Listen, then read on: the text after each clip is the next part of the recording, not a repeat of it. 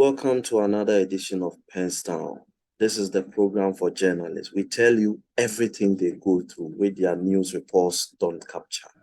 Here, the CCTV is on the journalists. They are no more the reporters and presenters. They are the newsmakers on this platform. Today, I've been joined by a colleague. She's a reporter and online editor at the Daily Guide Network with 10 years experience in covering health, gender, migration, and climate change. She has won over 10 awards in recognition of her dedication and work, which are characterized by solid investigative journalism. Through her feature articles in the Daily Guide newspaper, she has brought critical issues of national concern to the fore by actively engaging the leadership of the health, gender, and environment sectors. For the past 12 months, she has written for the Robert Bosch Foundation on the nexus of migration and climate change and its impact on slum dwellers in the city of Accra, in addition to giving a virtual PowerPoint presentation at the University of Oldenburg, Germany, on the topic Climate Change and Social Critique. She is a fellow of the International Women's Media Foundation, IMWF Global Health Reporting Initiative 2021-2022. In contributing her quota to the development of ethical journalism practice, she volunteers to mentor at most 3 interns who join the Daily Guide Network every year for their practical experience. She aspires to expand her reach outside the shores of Ghana, reporting on global humanitarian issues while lighting the path of the next cohort of Ghanaian journalists, particularly females. She believes that journalism done right brings about tangible results, and that is a motivation and drive to journey on uncharted path with a resolve of getting results. Jamila Akweley Okertchiri is my guest. Did I get your last name right? You tried. I'm very particular about it's names. actually pronounced. Yeah, don't worry. It's fine. It's Okertchiri. So yes. We're very Okertchiri. close. Yes. Wow. Thank you for the education. You're welcome. You've done 10 years with the same media house. How have you been able to do that? What can I say? I think it comes with the motivation to keep on impacting society in your little corner, if I should put it that way. So it's basically the daily motivation and then the little results we get from the stories and the features that we do. So basically, that's what has been the drive for all these years. Why did you choose journalism for a profession or a career? That's interesting because I didn't start out to be a journalist. So after senior high school, it was actually an advice my English lecturer at senior high school gave me when I went back for my results. She was handing over the papers and she was like, you do very well in English, you do very well in the social sciences. So why don't you try doing this? So I went back, read about it, about the courses, looked at other options, and I said, why not apply to GIJ and see how it goes? So that was how should I say, stumbled into journalism. But then I can say that I haven't regretted at all furthering that course. Now that you have publicly stated that you were good at English, I think I should insulate myself. If I come under pressure, it's not my fault.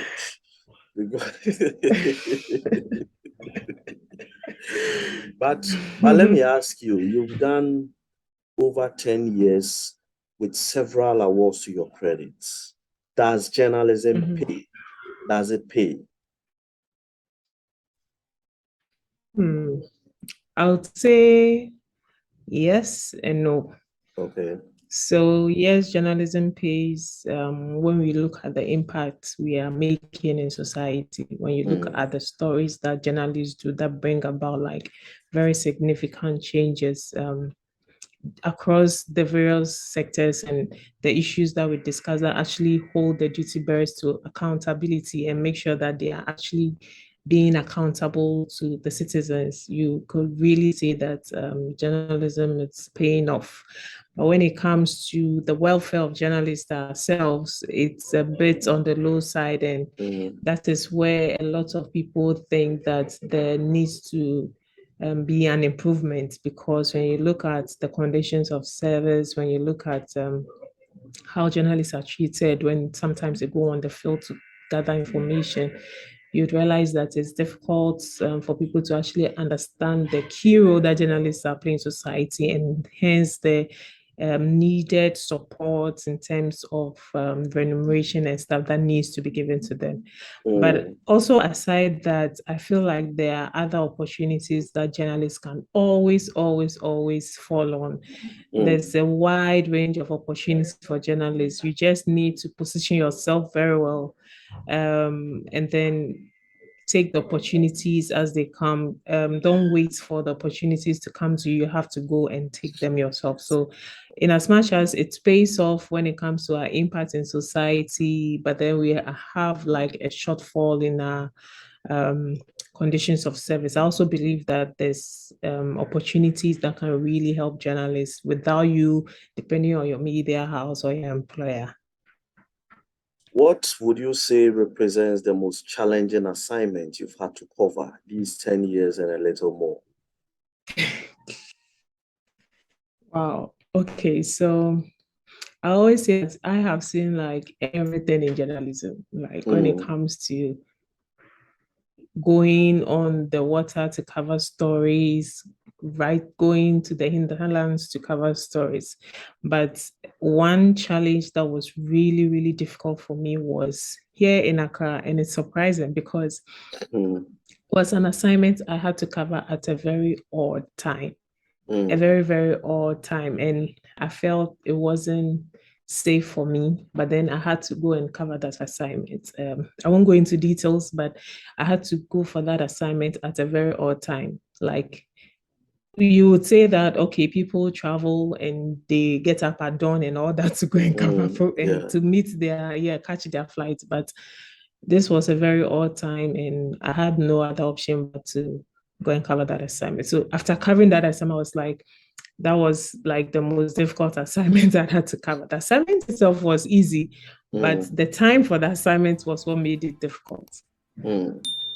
Is there Yeah. any incident in the line of duty that almost made you change your mind and your career course?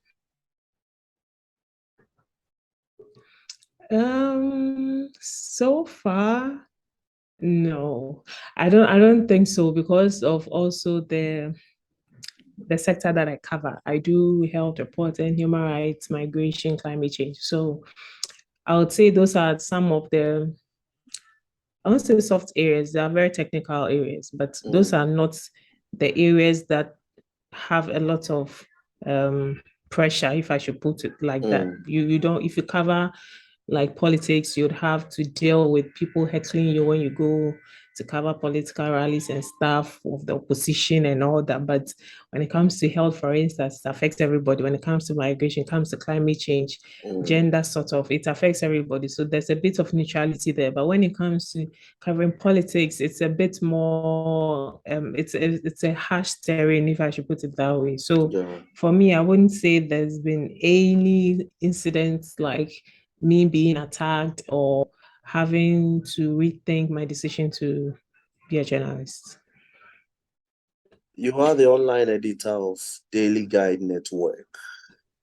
Social media is altering the course of Yeah. journalism. It is disrupting the status quo and it is Mm. redefining the frontiers of journalism. How has social media changed the face of the profession for you? Well, that's a very interesting question, because I think social media is a game changer.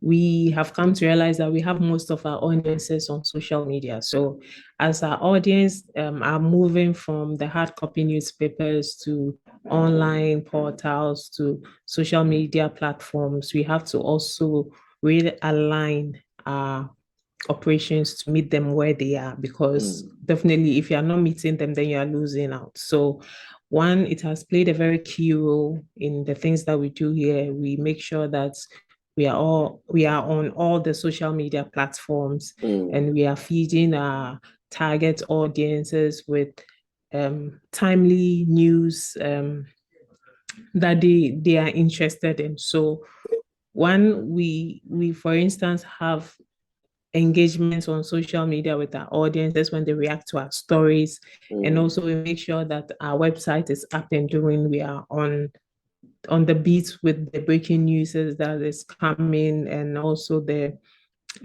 things that are happening in society. So I would say that it has really shifted. For instance, just with WhatsApp, for instance, wherever our IT guys are, they can upload stories. And so people see WhatsApp as a social media thing for just conversations, but we have turned it into like a business platform that we have a page that we send stories to. Editors edit the stories on the page, send it to the IT on the same WhatsApp platform, and then they pick it up and post it. So they do not have to be at the office.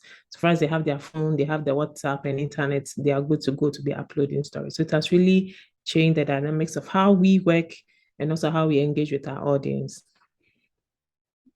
There are richer bloggers than richer journalists in Africa when it comes to the use of social media. We journalists, were we sleeping? Did we sleep? What happened to us? Why couldn't we maximize the potential of social media to our economic advantage?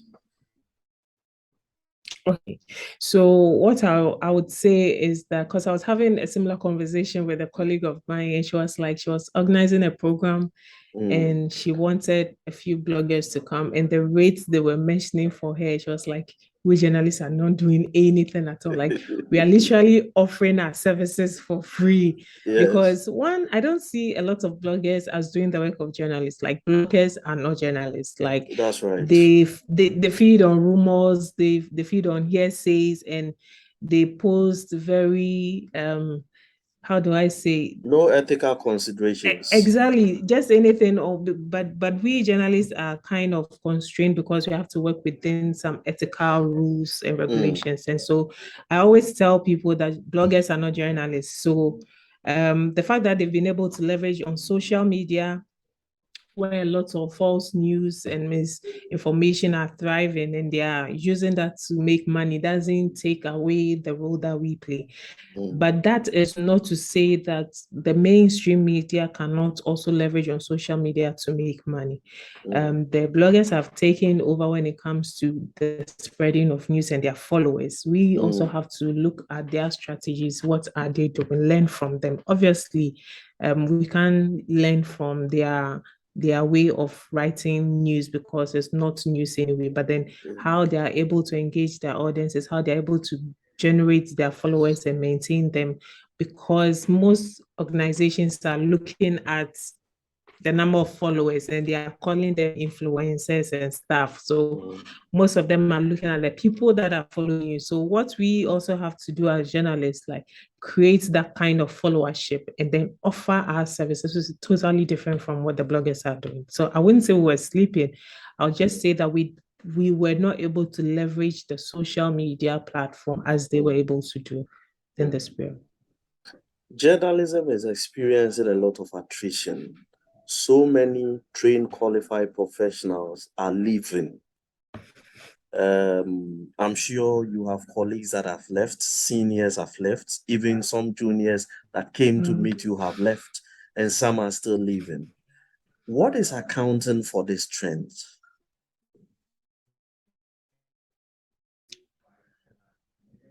Excuse me. I would say that it's been a challenge of satisfaction, one. Another challenge will be the conditions of service, whether we like it or not. if you're at a place that there are journalists that have worked for like 20 years, you should ask them exactly why they are staying at where they are. They'll tell you that it's job satisfaction, it's the conditions of service. When you look at the big international media organizations, you have people that have worked for 35 years, you have people that have worked for even more than that, and they're still in the organization because they find satisfaction in what they do, and also the conditions of service is good. So Yeah. one is job satisfaction. If you're doing something that you're not satisfied with, or you're not getting the satisfaction that you want from it, it's likely that you are going to look for another thing that gives you that satisfaction. And then the next thing is your job giving you better remuneration? Because like I said, journalists, we go through a lot to bring our stories, Yes. but we are not appreciated for the efforts we put into the stories that we do.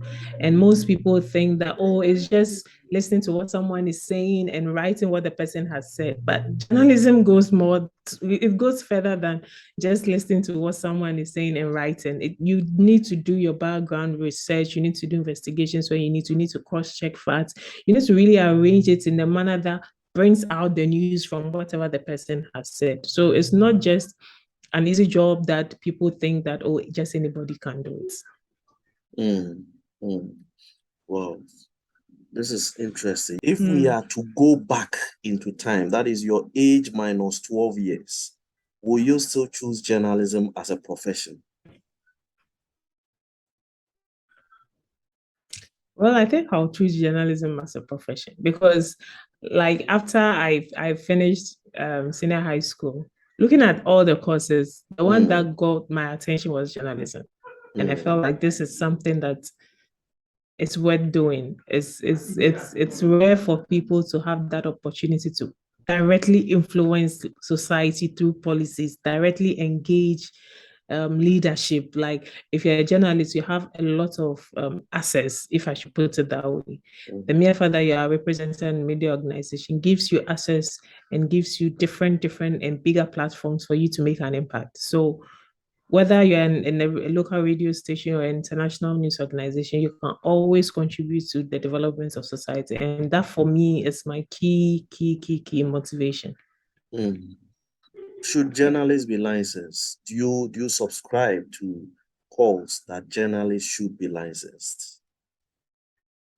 Well, I agree when it comes to licensing of journalism for regulation's sake, because sometimes people who have little or no training in journalism go about calling themselves journalists reporting for news organizations, local news organizations, and that also um, contributes to the way people perceive journalists in Ghana. Because when you say you're a journalist, when you travel out and you tell people you're a journalist, the kind of respect they'll give to you is different when you tell local Ghanaian people that you're a journalist, because they respect the journalists outside than they do in Ghana. And I think it's because of a few people who don't carry themselves ethically when it comes to the profession. And I think licensing would be a good way of trying to regulate. We can't really regulate them through licensing because there are lots and they're spread across. But the few who are licensed, we can start from there and say, okay, so if you are licensed, then you are following this list of ethics, and then we can guarantee that you'll be doing this and that, and you will not misbehave and all that. So I think it's one of the ways that can help regulate the profession. Let's talk about Soli. Sure, why not? What's your take on it? It's a controversial subject matter. What's your take? Yeah, I think we need to talk about it in a context because I'm going to also again use my experience. Okay. Journalists outside don't take Soli because for them, they are paid enough to sustain their expenses and their livelihoods. When you take the same scenario and you bring it into Ghana, it's a different thing. Journalists are really underpaid in their country. Some are even not paid And at all. exactly, some are even not paid at all. And their livelihood depends on whatever they get from organizers of events. So I don't see it when you have such a situation and you say that you want the journalists to do this, the journalist should be able to go here and get a story without any money. How are you expecting the journalist to function? How are you expecting him to go and come back with a story if you're not giving the journalist any source of resources to work with in terms of monetary resources? So I don't see anything wrong with journalists taking, but what I see wrong is actually demanding it from organizers like some of them do. You know how sometimes you've organized events, and you know how Exactly. sometimes they forcefully ask and demand and threaten and all that. That's Some approach it with a actually sense of entitlement.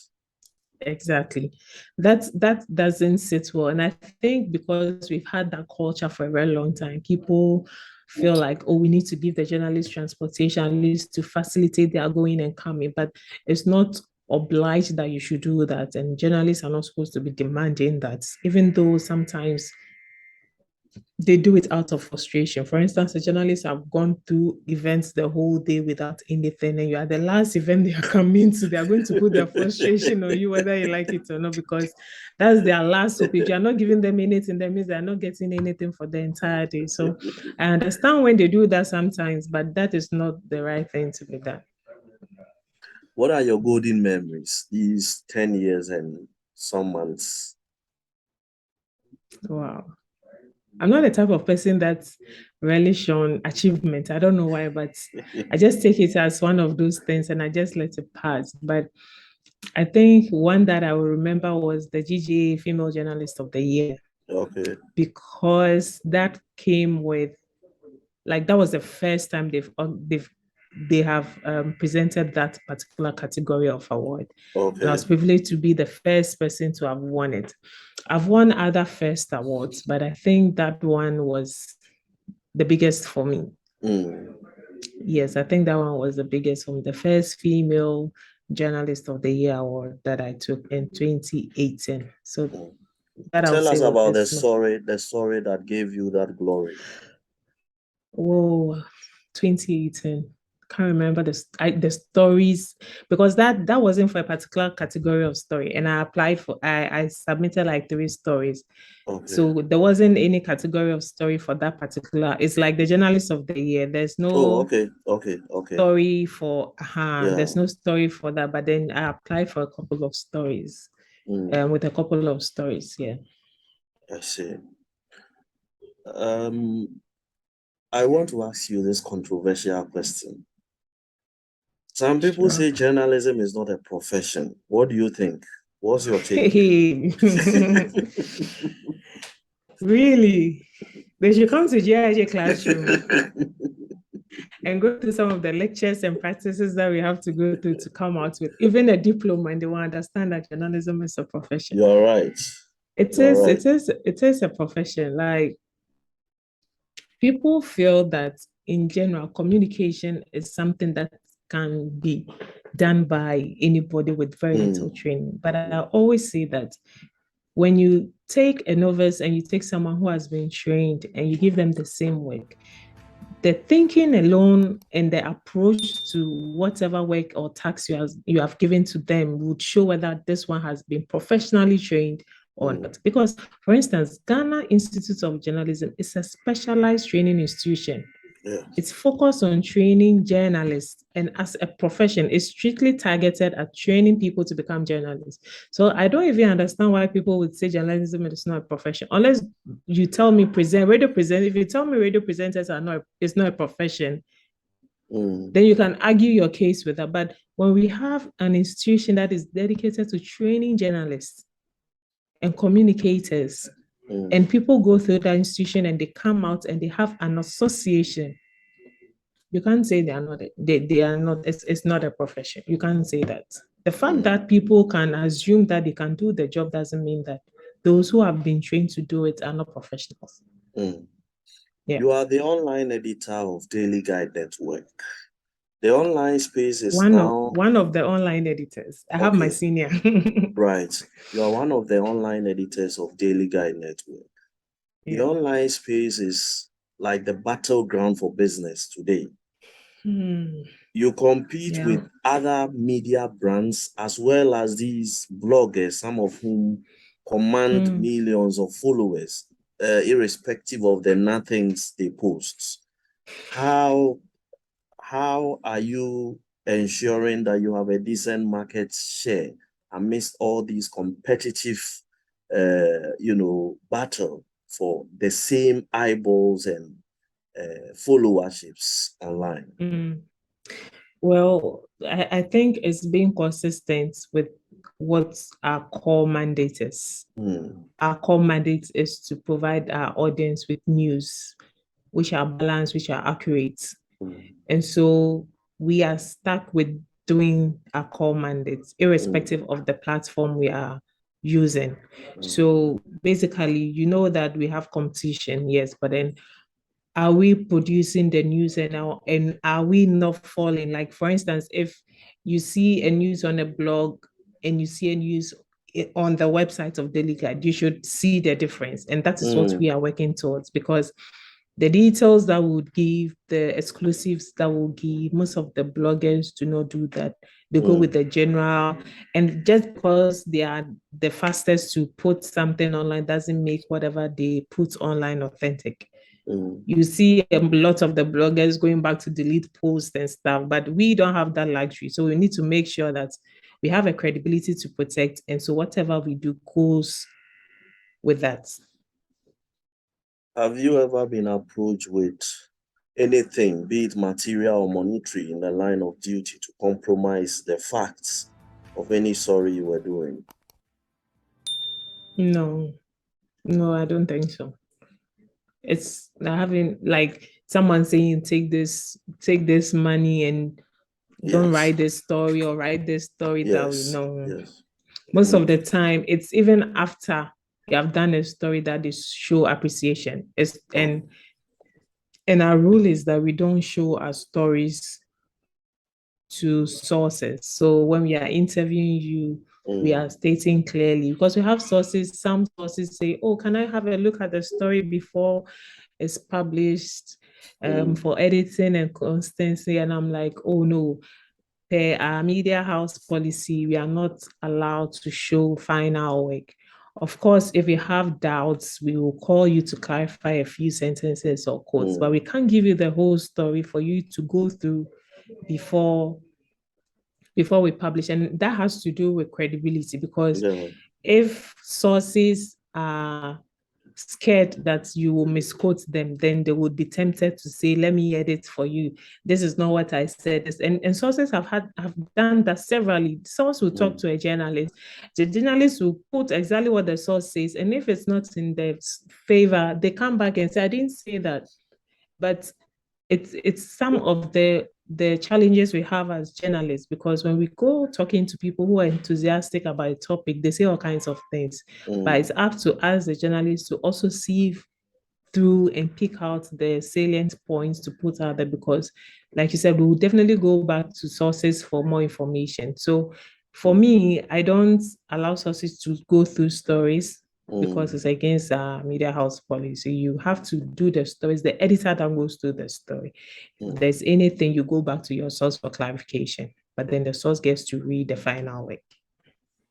Yeah. Besides the fact that some of them mean well and want to check misinformation or misquotation, what do you think Mhm. are the other reasons that would embolden a source to make this kind of ridiculous requests of a Exactly. journalist? Like I said, it's credibility. If the source doesn't trust you and the source thinks that you are not going to do a good job, then they would want to be your editor. Like I see it as being trying to edit a journalist or take the work of an editor from the journalist. But I think it all comes to credibility because I've had sources that say, "Oh, she will do the job. Like she's not going to misquote." Like sources actually refuse to talk to certain media houses because they've had one or two incidences where they've been misquoted. They are, according to them, they've been Mm, misquoted by journalists from those media houses. But it has to do with building credibility over time. mm, And that also informs how the journalist should portray himself and conduct its activities. Because if one or two people, like in terms of you writing stories that are sensational and you end up misquoting or coloring something that the source hasn't said, or color something the source has said to mean something else. Next time they won't be talking to you. So it's about building credibility. It's about being trustworthy. And then I don't think sources will be asking you to let them read your story before it's published. Okay. And I think most of them do it with goodwill, but that's not the right thing to do. So I try to explain to them that we don't do that. Mm. Mm. How many more years do you want to go before you drop your pen?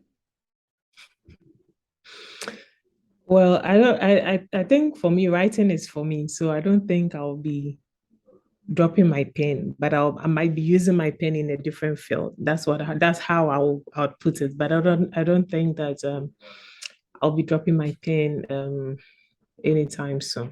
I might be Mm. using it in a different field, doing similar things like journalism or communication, but I don't see myself dropping my pen anytime soon. Mm. When you look back 10 years, are there certain stories in your formative years in the craft that you wish you could rewrite today and give them a better personality? Wow. Um, yeah, I think for every story, there's always room for improvement on it, because Mm. maybe during the time you were writing, you had limited information, and so you Mm. wrote exactly what you were privy to. And going back to look at them, you definitely find loopholes that you would feel like, oh, this can be done better.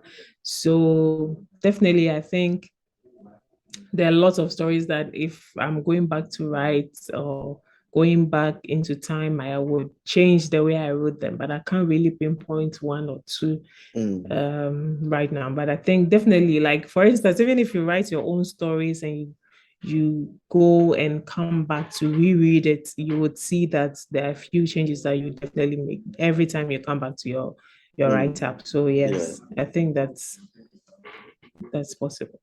What are your key take-home points from this just ended human rights trafficking reporting training that you had? Oh my goodness. I hope my people are not watching. Okay. Well, I've been reporting on migration, but not on Mm. not on human trafficking. Okay. So yes, I have a bit of good foundation when it comes to migration issues, Mm-hmm. migration and how they interrelate to other topics like health, like Mm. climate change, Yeah. like gender, for instance. But when it Mm. comes to human trafficking itself, I hadn't done a lot of work with that. So Mm. this workshop was really an eye opener for me.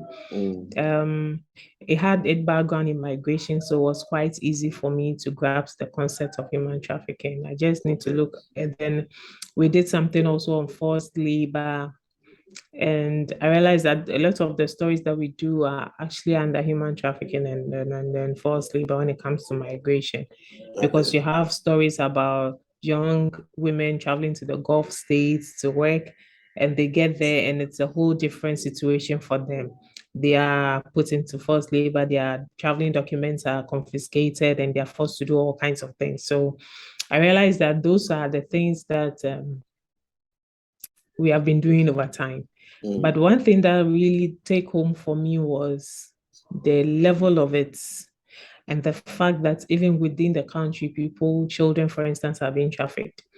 We hear of it, oh, this child have been rescued, or this number of children have been rescued, but the main players in that particular field um, are doing their best, if I should put it that way, but there's more Mm. to be done. That is one of the take homes that I got from the workshop, because you have, like, human trafficking is a network. So you have a group of people from your source location to your destination. You have lots of people within the chain that are all working. So, as government agencies that are also working again, so you need to have that kind of same sophisticated network to be able to combat it. And there's money, a lot of money, and the people are being exploited and all that. And I think what journalists are doing is great to expose some of these things by reporting. But I think when it comes to education, for people to really understand the dangers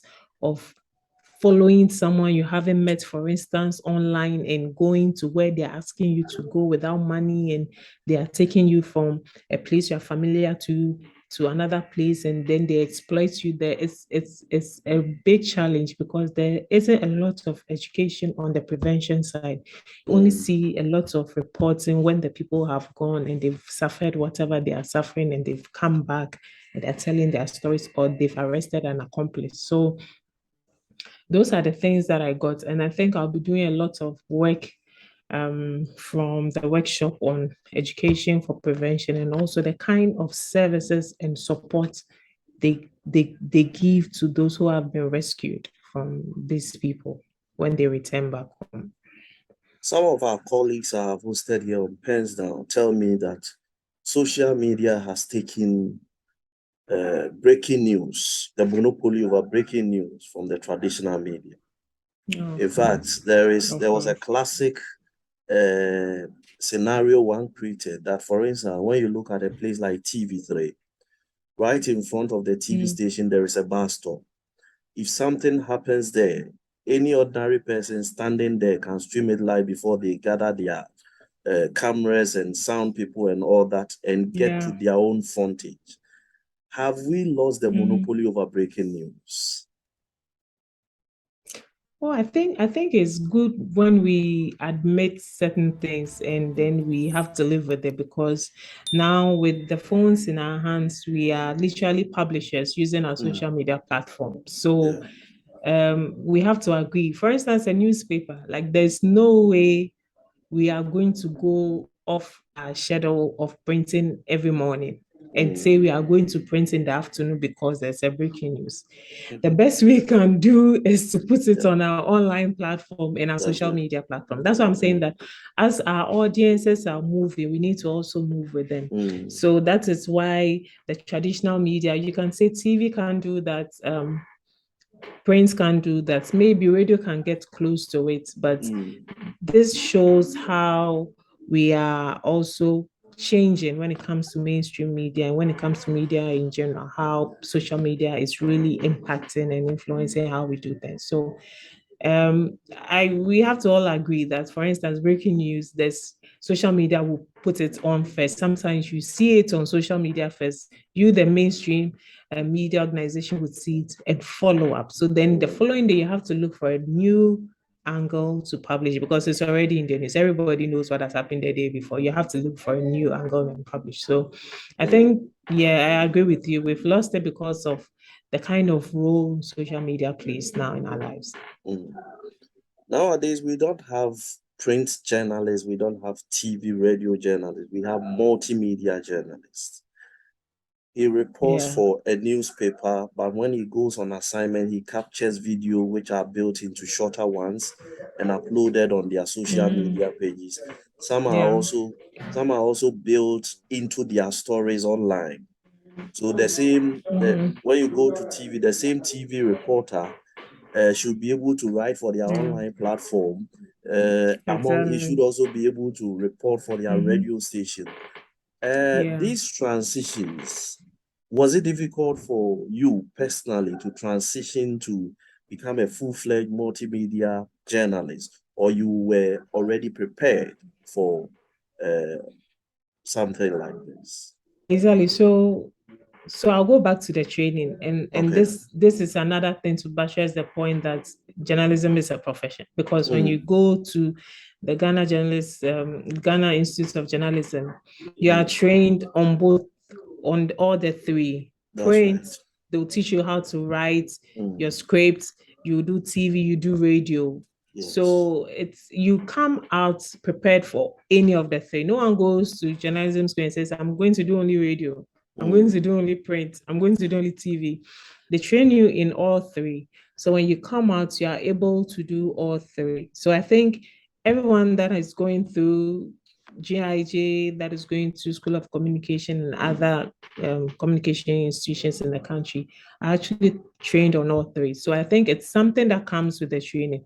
It's just the specialization after school. For instance, if you go into a radio station, then you are more specialized in that. But every journalist can write a script for TV and radio, and as well as write a script for newspaper or print.